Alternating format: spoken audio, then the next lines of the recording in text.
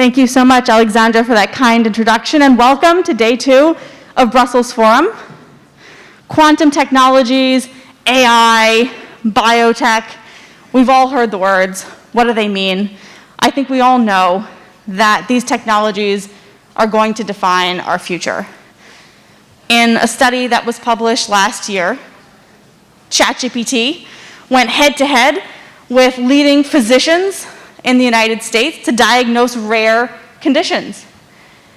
And the study found that there were 3 groups: the ChatGPT only group, the physician group, and the ChatGPT plus physician group. How many people think the first group won? That's ChatGPT only. A couple hands. How many think the second group won? The physicians. Not a lot of takers, not a lot of support for the physicians. And how many people think the third group won? The team. Almost all of you. And 5 years ago, I would have thought that too.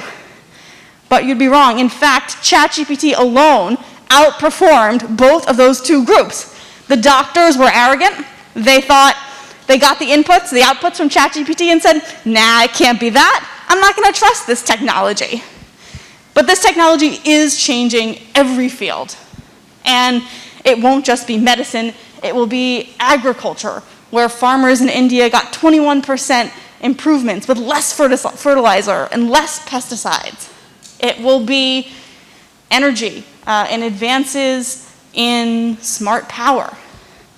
But these technologies are also going to redefine and shape the future of the transatlantic relationship. And I'd be remiss if I did not acknowledge that technology is probably at the heart of today's transatlantic tensions. But I would submit that there's something here in the transatlantic partnership that I think we're all gathered today to advance and support. And as Alexandra mentioned yesterday, the transatlantic relationship works best when we're honest with each other, when we confront our differences head on, and we need to do that with technology too. The stakes are too high. Technology is going to define the transatlantic relationship when it comes to transatlantic security. As Europe rearms and builds its defense industrial base, can it learn the lessons that Ukraine has pioneered so successfully in the case of the Russian invasion? Technology will shape the transatlantic relationship when it comes to transatlantic competitiveness. As the Draghi report highlighted, Europe needs an investment 3 times the scale of the Marshall Plan itself to remain competitive in the 21st century. And that report indicated that technology and innovation is right at the top of the list of what needs to be done. And technology is reshaping our relationship with democracies. There's no getting around that fact. At GMF Technology, we put out research last year that found that of the major elections, global elections around the world, we found 133 major deepfake campaigns in over a third of elections. So there's no doubt that technology is influencing our democracy. But we can't let our divisions divide us too much. And that's because our autocratic rivals and adversaries are also advancing. And in fact, they're doing it together. The Binopharm Group, one of Russia's leading pharmaceutical manufacturers, got its start from the Russia-China Investment Fund. And last year, Russian and Chinese scientists participated in a demonstration of quantum communications from near Moscow to Urumqi in China, in Xinjiang. So we can't rest on our laurels. We need to innovate. We need smart solutions. And that means thinking of how we can work together, how as friends across the Atlantic, can we make each other more competitive, better, more innovative, and more democratic in our own values and in our own technologies. And that's what we're about at GMF Technology. Our overall mission is, even in tough times, to ensure that democracy wins the strategic tech competition against autocrats. We do that across 3 dimensions: AI and democracy, that's building our values into the next generation of technologies, particularly with AI. That's confronting and aligning on the US-EU-China technology competition, and doing all of this in an allied and coordinated way, despite and perhaps because of some of these challenging times. As Oscar Wilde, to paraphrase him, he said that conversation is the basis of partnerships, especially friendships. And so that's what we're doing, coming up with smart solutions, moving beyond the grievances and coming up and trying to see what we can do together. And so with that, it is my great pleasure to introduce our next session, two luminary and visionary innovators in their own right. We have first Heike Freund, who is the Chief Operating Officer of Marvel Fusion, a Munich-based clean energy fusion startup that is working with lasers to build the clean energy future of tomorrow. Please join me in welcoming Heike Freund. Yep. And our next panelist will be Frank McCourt. Frank McCourt is the chairman of the Project Liberty Institute, a nonprofit dedicated to building a more equitable, a fairer internet that centers the public interest. He's also the executive chairman of McCourt Global. And today, with Frank here, come on up, Frank, welcome.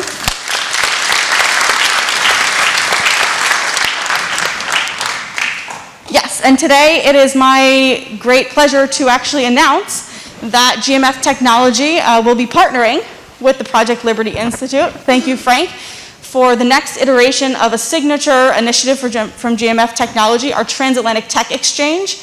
It's supported by Stiftung Mercator and Project Liberty now, and it's designed to deepen dialogue, keep up the conversation, essential for friendship, and to build understanding on US and EU technology policy and innovation environments. So welcome to our next session.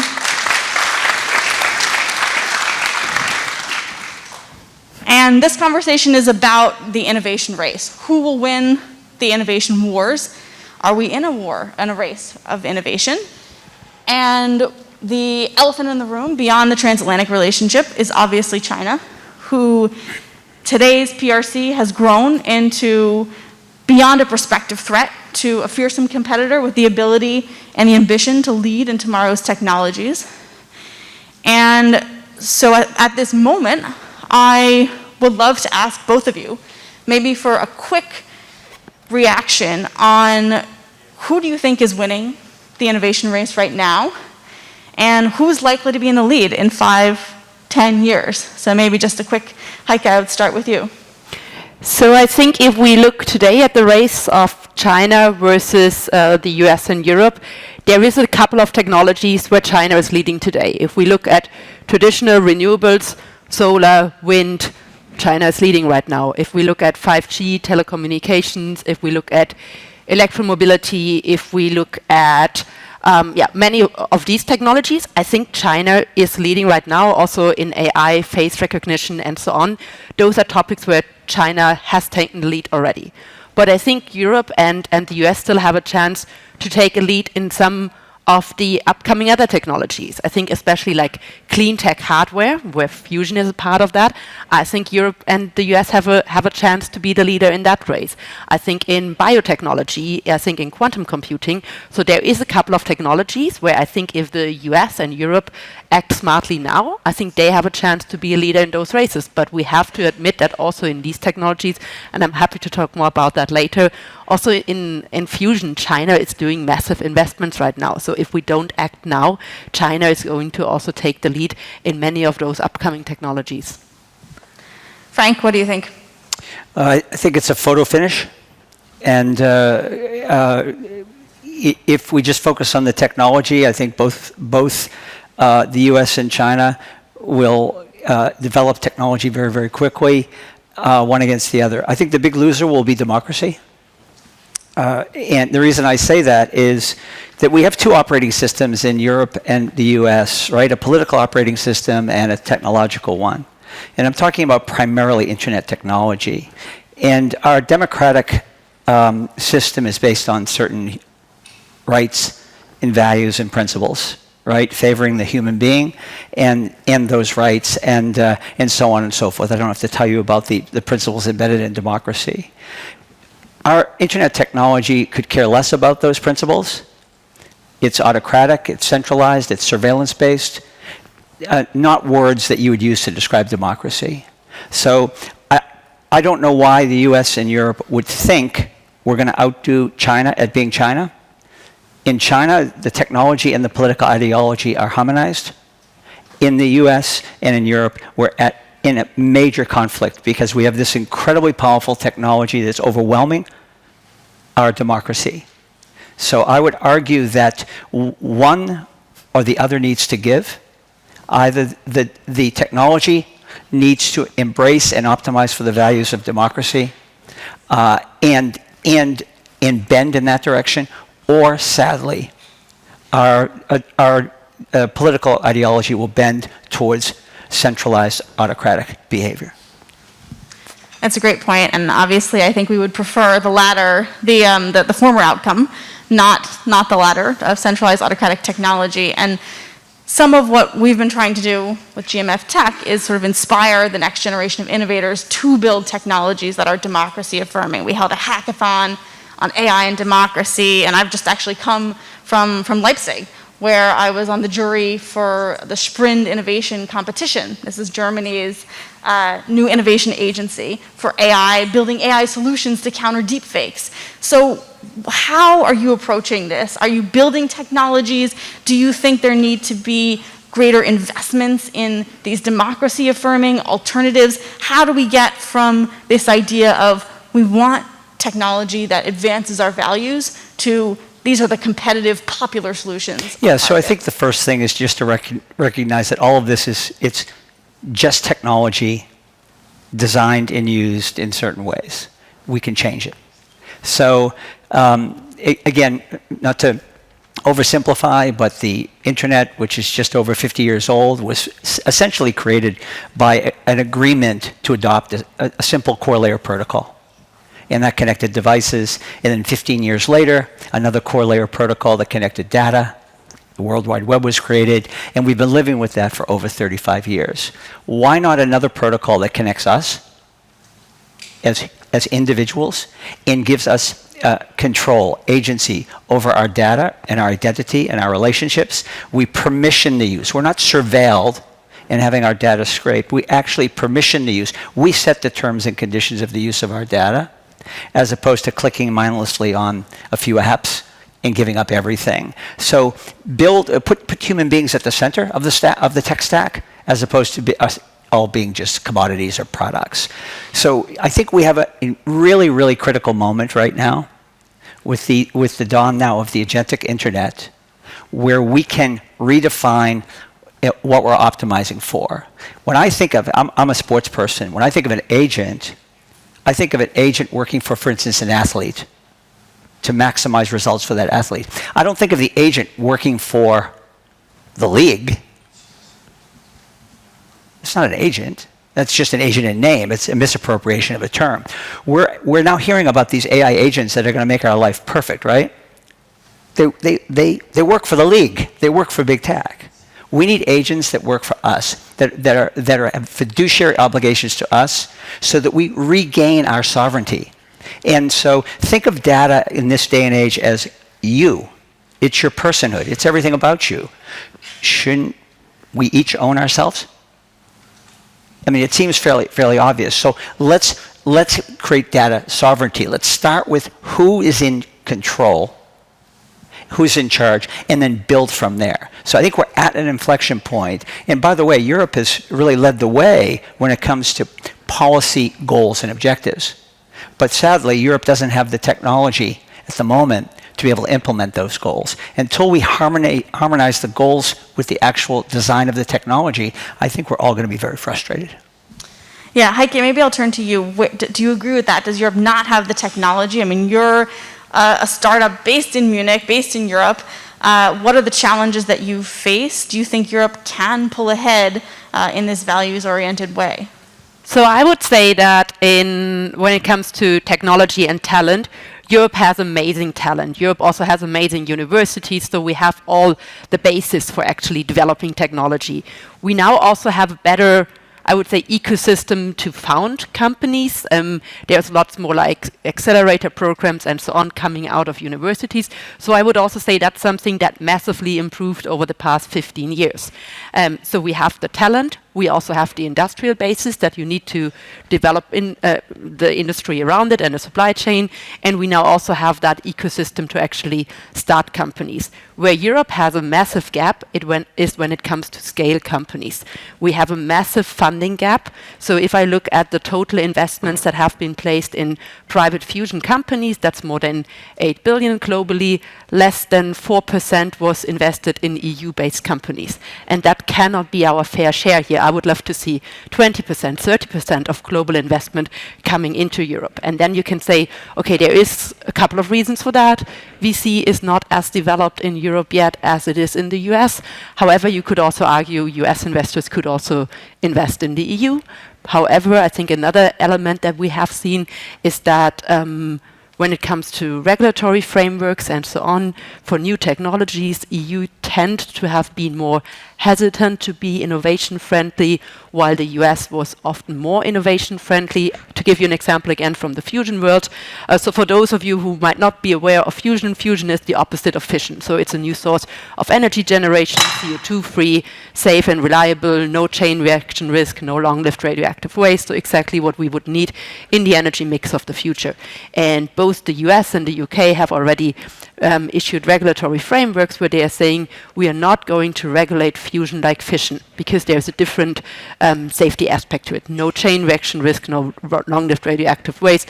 Why should you regulate it like traditional nuclear? So they were saying they're going to regulate it like industrial applications. Now that's some regulatory certainty that we don't have in Europe yet. We are pushing for that, and we are also pushing for harmonized frameworks because I think this is a chance for Europe and the US to also work jointly on a joint regulatory framework and basically create one joint market where the same technological applications can be installed and so on. But I think that's another reason why we see less investments in new technologies in Europe compared to other regions. So that was a long answer to your short question, but I think we have the talent. I think we have the industrial basis. I think we also now have a better ecosystem to found companies. We are still missing that part of scaling companies because we miss the capital and we miss the innovation-friendly regulatory frameworks here in Europe. And that's a bit the reason why we have seen that a lot of the tech companies founded in Europe eventually either did an IPO in the US or got more and more capital at the end from either the US or Middle East or also China, which is a bit sad because then the returns of those companies don't flow back into Europe but go into other geographies. Yeah, that's so interesting. And I mean, Frank, you've had some success, really, in building this user base of the technology you're developing.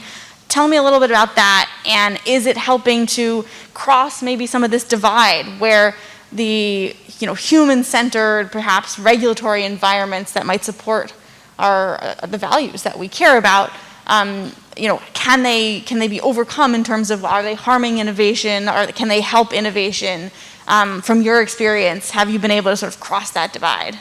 Yeah, I think that the policy making is the environment and the arena in which we get to express our goals and objectives, right? And so this is in I think Europe has done a very, very good job with that. But we need then to add to that the actual execution of that, the building of, in this case, technology that optimizes for those policy objectives. So the key here is not innovation at all costs or only policy. It's really the merger of the two in a thoughtful way. And I think Europe and the US have an opportunity right now to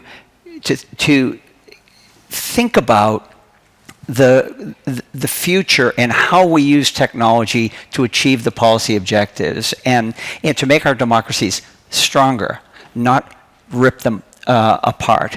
So with Project Liberty, we've been building now the tech stack. My family has built infrastructure. We've done it for 5 generations and started in the US. My great-grandfather started building roads when Henry Ford started building automobiles. And so we now have the privilege of building infrastructure around the world. And we can fix this infrastructure. And we've been doing that now for the last 5 years with Project Liberty. We have now over 2 million people using this new tech stack I'm talking about, 4 million in testnet. We have a pipeline of users interested in coming over to this platform that have collectively over 1.5 billion users. Now, I'm not saying we're going to attract all of them or land all of them, but it shows that there is an appetite for this, and it's something that is, I think, quite doable. Scale is everything right now, okay? Adoption, because the fact of the matter is, and again, I'm double-clicking on the internet technology because that's the data gathering machinery that we have that's powering the large language models, that's powering AI. And so this is why I'm keenly focused on fixing the internet technology. And if we do that, and again, harmonize it with our policy objectives, I think we'll see totally different outcomes, and we won't be creating awesome technology, and it is awesome technology, with lots of harms that we then have to go and use resources to deal with. We'll be actually designing technology that will create fewer harms. When you build infrastructure and you see that there are things not working well, you iterate the design to solve for those problems before making it more powerful. We're on the verge now of, I think only a person without vision at all would say there are no issues with the internet today. I mean, we see the harms to kids. We see a completely corrupted information ecosystem. We're highly polarized. We're barely governable. And so why would we make that more powerful before addressing the issues in the first instance? So this is, the good news about all this is it's just technology. It can be changed. It can be designed differently. I feel like your first question, Lindsay, was about the race, who's going to win it. The real question is, are we running the right race? Are we in the right race in the first instance? Where are we running towards? And I think that is the fundamental question. And this is a moment, because the technology is shifting dramatically right now because of AI. This is the moment to rethink where we're running towards. Yeah, and I think one of the things I always love about technology is it's not static. It's not like you're stuck with what you have today. Every generation is a new opportunity to reinvent and to build a better version, a more values-laden version, perhaps a more competitive version. I want to take up the question of transatlantic partnerships as well, and with you, Heike. Your company recently announced a $150 million partnership with Colorado State University, maybe a fantastic transatlantic partnership, but reading some of the press reports about it, it seemed like there might have been an interest in keeping some of that in Europe. Tell me about that. What all are you doing with them? There's some laser technology there, and what have been the kind of geopolitical or press dynamics around that? Yeah, happy to talk about that. So we are a company based in Munich. We have our research base in Munich. We're a German company. We are developing a laser-based approach to fusion energy. So we are utilizing latest laser technology, shoot with those on a fuel pellet to ignite the fuel and release energy. So what you need for a laser-based approach is lasers. And the great thing is, like, at the beginning, we were able to go to existing laser facilities all over the globe to run our first experiments and to demonstrate that the basic physics is working. So we ran over 2,000 experiments. We demonstrated that the physics is working. And we then got to a point where we said, okay, we need to build our own tailor-made facility now. We need to develop our own laser technology. So we kicked off our own laser technology development, and we're then looking at, okay, how and where do we build that laser facility? It's a $150 million facility, and we will be the first laser fusion company globally to have a tailor-made system, which is an amazing step for commercializing fusion energy, right? And we've been looking at partnerships to build that, because as like with the limited capital availability, especially as a European startup, we are not in a position where we can say, okay, we build everything by ourselves. And I also don't believe that as a deep tech startup you should own buildings and ground and build concrete and so on. It's not the best way to use our investors' money, right? So we've been looking at partnerships, and in Colorado State University, a university that we have been partnering already since 2 or 3 years to do joint research, we found a partner with a joint vision, also believing in the kind of laser technology we are developing, and got into partnership of jointly building that. And the university really supporting us with infrastructure and so on, which I believe is an important step for fusion energy, which I believe is an important step for getting laser fusion to the grid and so on, right? So amazing step in science. And then when we announced the partnership, I gave exactly the same interviews in Germany and in the US, like how this is really advancing fusion energy and how this is bringing fusion out of R&D into commercialization. We have the goal of building power plants in the next 10 years, so this is like the next step that needs to happen. And when giving the same kind of interviews, German media wrote afterwards, Marble fusion is leaving Germany, Marble fusion is going to the US, another technology that is leaving Europe, and so on. So it really brought up that like US versus Germany narrative and so on. Giving the same interview in the US, it was rather like amazing step for fusion energy, like infrastructure needs to be built out now and so on. So rather focusing on the progress. Now you can argue, obviously, okay, the US also got something because they got the facility.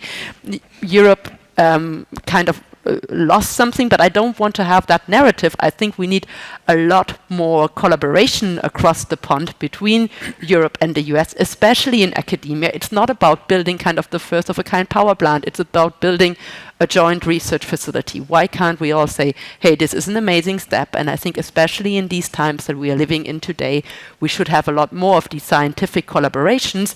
And yes, maybe we need to ask ourselves, why are German universities not in the position where they can invest into a $150 million or euro facility? And I think there is differences in the way how US universities can act, and we should look at like how can we equip our universities to also be in that position. But in our particular case, I think it's a great example how we, and something we should do way more of, like collaborating on scientific and academic topics between the US and between Germany. And also German media should, like if I could make a wish, not always then try to build up the... I do understand that with clickbait and so on, it's obviously always nicer to have like a catchy headline and so on, but I don't think it helps the tech development if we always build up that like, oh, Germany versus US and companies are leaving the country and so on narrative.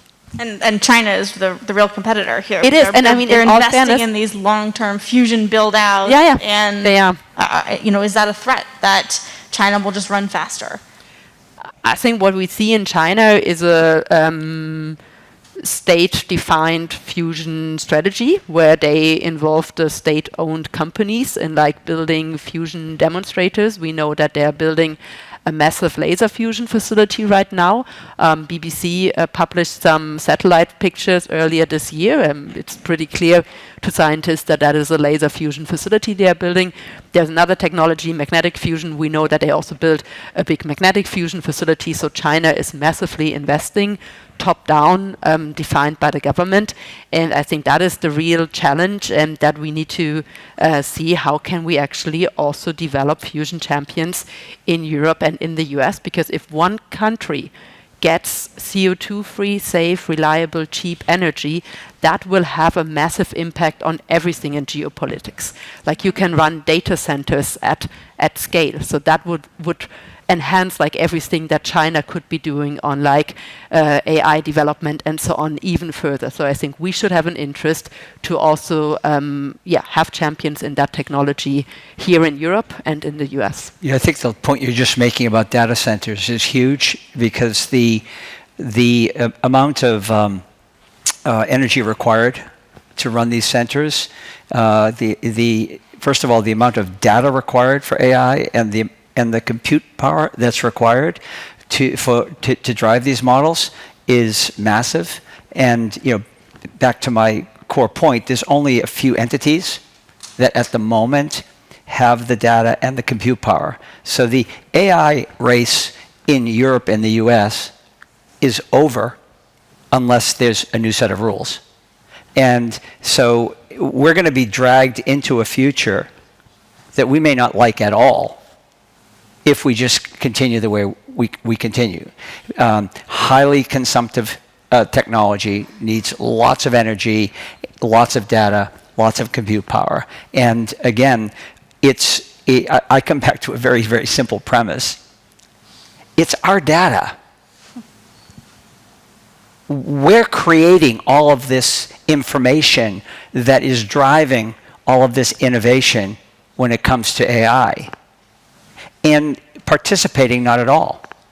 Why not a structure where we're not, as I said earlier, clicking on terms and conditions of use mindlessly of a few platforms, in an exchange getting a free app, which is a horrible, horrible deal for individuals. Why not have a technology where the apps are clicking on our terms and conditions of use for our data, and we set those terms, and we participate in the value? It will unlock massive economic opportunity for people. Is that what you had in mind? Because I want to ask you about the people's bid for TikTok. The Project Liberty and the consortium of investors and folks that you've gathered have put forward a people's bid for TikTok. And at GMF, we've written extensively about some of the national security risks. And I just think this is such a great idea of trying to turn something that's a clear problem, a policy problem, into this democratic platform. So if you could say in just a minute or two, what it is that motivated that bid. Yeah, well, first of all, let's understand and level set. Why did Congress pass in a bipartisan way, the U.S. Congress pass in a bipartisan way, the legislation to ban TikTok or force its divestment? It's because it is a national security threat, not just to the U.S., but to Europe as well. Why is it a threat? Because it's not just that China has the information on 170 million Americans. It's that China can manipulate what 170 million Americans think. We're talking far, far too much about the loss of free speech, far too little about the loss of free will. And so if TikTok is a national security threat because a foreign adversary can influence how American citizens think, well, it's the same technology of all the platforms. Yes, the data is going to Beijing, not Silicon Valley. I get that difference. But it's the same manipulative technology because it was never designed, the internet was never designed to do what it's doing. It was designed to be a decentralized telecommunication system, not a highly centralized, surveillance-based data extraction machine. We need to fix it, and then we can move on. The TikTok bid is simply an opportunity to take this idea of an alternative technology, alternative improved internet, and get to it more quickly, compress time. We'll have 10 million people using this alternative internet by the end of the year. What if we had 180 million people using it by the end of the year? Now you have an alternative. Think of this as no different than large-scale physical human migration. What's required? One, you have to be fed up with where you live, or you can't live there anymore because it's not sustainable. And second, you need a place to go. Until there's an alternative to the internet we have, none of us are leaving it because we're all connected to it and rely on it. It's not a nice-to-have thing anymore. It's a must-have. Everything is connected. And so, unfortunately, everything is connected and extracting our data and using it in ways that far beyond what we've permissioned. and far beyond what was intended. For gosh sake, we had more regulation around radio and television when it came out and all other technologies than we do on something that's connected billions of people. It was never designed to do what it's doing. And again, I can't understand why we would allow it to become more powerful until we fix what's wrong with the current technology. And getting back to the core of this conference about a democracy and the relationship with technology, if you have two different systems operating with two entirely different sets of principles, or better yet, one has a set of values and principles and the one is completely agnostic, it could care less about the principles and values of democracy. Why would we think that this is all going to end in a good place? Fascinating. I think we have time for maybe one question from the audience. Yes, the woman right here. I have some microphones. Hi, Frank. Kimberly Marteau Emerson, Human Rights Watch. Thank you for this very interesting topic, and obviously it's something that we think about at my organization a lot. And my question to you is, I'm really sparked by your solution, your idea, but how do we put the genie back in the bottle since it contravenes the entire business model of big tech and the internet? If there was a way to take our data blockchain and basically offer that up when we're on the regular internet to say, you can't have my data. I always go in and spend the time refusing and denying, but most people don't. And so, yeah, how do we put the genie back in the bottle? How do we move away? And I'll be part of Project Liberty. Thanks. Yeah. Thanks, Kimberly. Yeah. First of all, let's think of our data as a human right. It's our personhood. It's who we are. And so we need to start thinking about it in the context of your work. You build a new bottle. Let's not waste our time putting the genie back in the bottle. Let's build the new structure. It's not like we're throwing the internet away. We're simply putting individuals at the center, in control. It's just shifting who's in control. Right now the platforms are in control and we just all deal with it. Right? And it all snuck up on us, and now we're dealing with it. You ask any parent with teenage kids, how's it going with the internet? Okay? So we need to fix this. And it's not that difficult. And once it's fixed, people will migrate, in my opinion, very quickly to a better version that does everything the current internet does. On your question of the economic model, because that's what took us off the track, right? It was, if we have all this information on you, we know what to sell you. We can push ads to you, right? That's how the attention economy and the ad tech business. That's what took us off the track. And once you know what people will buy, then you start to know what they'll read. Or because you know how they think. Then you can figure out, now you know how you'll emote, so you can trigger you. Because it's not like there's 10 data points that these platforms have on us. It's millions of data points. They know us better than we know ourselves. So, but it's not like there's not going to be advertising or commercial activity, but why not an intention economy instead of an attention economy?